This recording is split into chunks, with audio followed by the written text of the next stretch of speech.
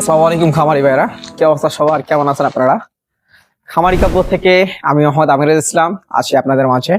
আসলে সফলতাটা সবাই চায়, কিন্তু একটা সফলতার পিছনে যে কতটা কষ্ট থাকে সেটা শুধুমাত্র একজন তরুণ উদ্যোক্তাই জানে। তো মূলত হচ্ছে হাড্ডিসার গরু যে 2 মাসে মোটাতাজাকরণ হয়, এটা মূলত হচ্ছে অনেকজনের কাছে অবিশ্বাস্য, মানে বিশ্বাস করতে পারে না।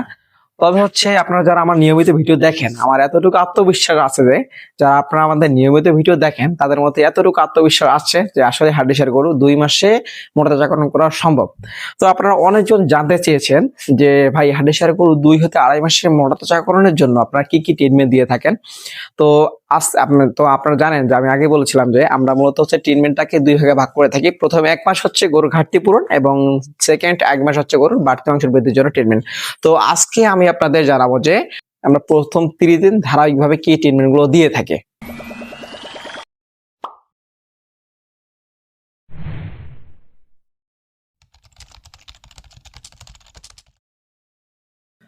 প্রথমতম দিন বলতে হচ্ছে যেদিন আমরা গরু হাট থেকে ক্রয় করে আমরা আমাদের খামারে নিয়ে আসি, আমাদের সেদিনটা যেভাবে কাটে সেদিনে মূলত হচ্ছে আমরা গরুকে পর্যবেক্ষণে রাখে এবং সেই সঙ্গে গরু যে মনে করেন যে মানে হাট থেকে নিয়ে আসার পথে গাড়িতে যদি কোথাও গরু ব্যথা বা মা ডাংডুং খেয়ে থাকে আর কি, অনেক সময় গরুর জ্বর এবং ব্যথা আসে, সেজন্য আমরা কি করি, যে গরুটা জ্বর এবং ব্যথা আমরা দেখি আছে সেই গরুটা আমরা জ্বর এবং ব্যথার ওষুধ দেই, বা ধরো মেলভেট প্লাস এর সঙ্গে প্যারাসিটামল।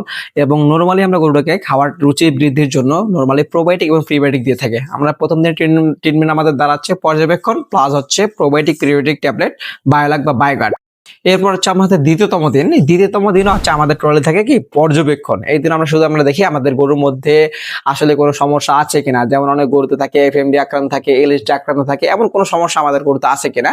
এবং এর সঙ্গে আমরা দ্বিতীয়তম দিনও আমরা প্রথমতম দিনের মতো সেম বায়োলাক ট্যাবলেট দিয়ে থাকি। এরপর আসেন তৃতীয়তম দিন আমরা আমাদের গরুকে প্রয়োগ করে থাকি, আপনারা ইতিমধ্যে ভিডিওতে দেখেছেন। তৃতীয়তম দিন আমরা গরুকে প্রয়োগ করে থাকি নিউরোমিন ফেড ইনজেকশনের সঙ্গে হচ্ছে হ্যাপাবিটা ইনজেকশন। এবার হচ্ছে 14তম দিন মানে 4তম দিন আমরা আমাদের গরুকে টোটালি কোনো ওষুধ প্রয়োগ করে থাকি না। এরপর হচ্ছে পঞ্চমতম দিনে আমরা ব্যবহার করে থাকি গরুকে নিউরোমিন ফেড ইনজেকশন, এর সঙ্গে আমরা দিয়ে থাকি মাল্টিভিটামিন ইনজেকশন এক্সট্রা ভেট।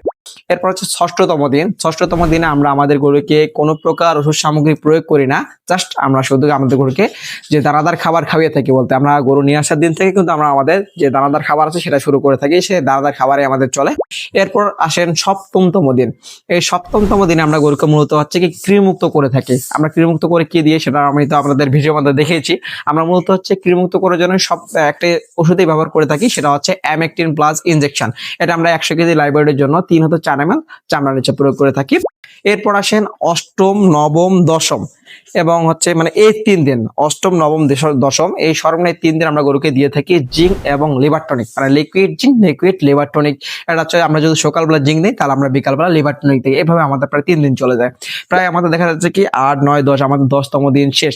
এরপর আমরা শুরু করি কি 11, 12তম দিন বা হচ্ছে 14তম দিনে আমরা শুরু করে থাকি। আমরা মূলত 14তম দিন থেকে শুরু করেছিলাম। আমরা 14তম দিনে গরুকে প্রয়োগ করে থাকি ক্যালসিয়াম এবং হচ্ছে আয়রন ইনজেকশন। এরপর আমরা 15, 16, 17, 18, 19, 20, 20তম দিন আমরা আবার প্রয়োগ করে থাকি গরুকে ক্যালসিয়াম এবং আয়রন ইনজেকশন। এরপর হচ্ছে 21, 22, 23, 24, 25, 26, 27, 27তম দিন আমরা গরুকে আবারও প্রয়োগ করে থাকি ক্যালসিয়াম এবং আয়রন ইনজেকশনটা। এই ক্যালসিয়াম এবং আয়রন আমরা মূলত একটা গরুকে হচ্ছে 3 বার প্রয়োগ করে থাকি। এই হচ্ছে টোটালি আমাদের 1 মাসের পর্যবেক্ষণ বা 1 মাসের পর্যবেক্ষণ প্লাস হচ্ছে আমাদের ট্রিটমেন্ট বা চিকিৎসা যেটাকে বলে আর কি। এই ওষুধগুলো প্রয়োগের একটাই কারণ হচ্ছে, আমি আপনাদের আগেও পুরো ভিডিওতে বলছিলাম, যারা আমাদের নিয়মিত ভিডিও দেখেন আপনারা তো জানেনই, বলছিলাম যে আমাদের গরু মোটাতাজাকরণের প্রথম একটা শর্ত হচ্ছে জানি আমাদের গরুকে এমন কোনো প্রসেসে ট্রিটমেন্ট দেওয়া যাবে না যাতে আমাদের গরু তুলনামূলকভাবে দুর্বল হয়ে থাকে। তো এই প্রসেসগুলোতে আপনারা অনেক খামারি কিছু জিনিস ভুল করে থাকেন, যার কারণে আপনাদের গরু ফেরারিং হতে সময় লাগে 3 মাস বা তার চেয়েও বেশি। এখানে আমরা মূলত হচ্ছে বেশ কিছু প্রসেস ব্যবহার করে থাকি বা বেশ কিছু আমরা মাধ্যম মানে সিস্টেমে মূলত আমরা গরুকে কৃমিমুক্ত করে থাকি, যার কারণে আমরা গরু কেনার দিন থেকে আমরা যতগুলো ওষুধ বা যতগুলো জিনিস আমরা প্রয়োগ করে থাকি আমাদের গরু কোনো প্রকার দুর্বল হতে পারে না। যার কারণে মূলত হচ্ছে আমাদের দেখা যায় যে 1 মাসের মধ্যে আমাদের গরুতে প্রায় 3 ভাগের মানে 4 ভাগের 3 ভাগ আমাদের গরু ফেরারিং হয়ে আসে। তো মূলত হচ্ছে এই হচ্ছে আমাদের টোটাল 20 মানে টোটাল হচ্ছে আমাদের 1 মাসের যে ট্রিটমেন্টের কোর্স সেটা আমি আপনাদের বলে দিলাম।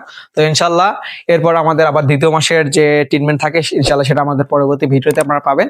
তো আজকে আপনারা এতটুকু পর্যন্ত, সবাই ভালো থাকবেন, আমাদের জন্য দোয়া রাখবেন। আসসালামু আলাইকুম ওয়া রাহমাতুল্লাহ।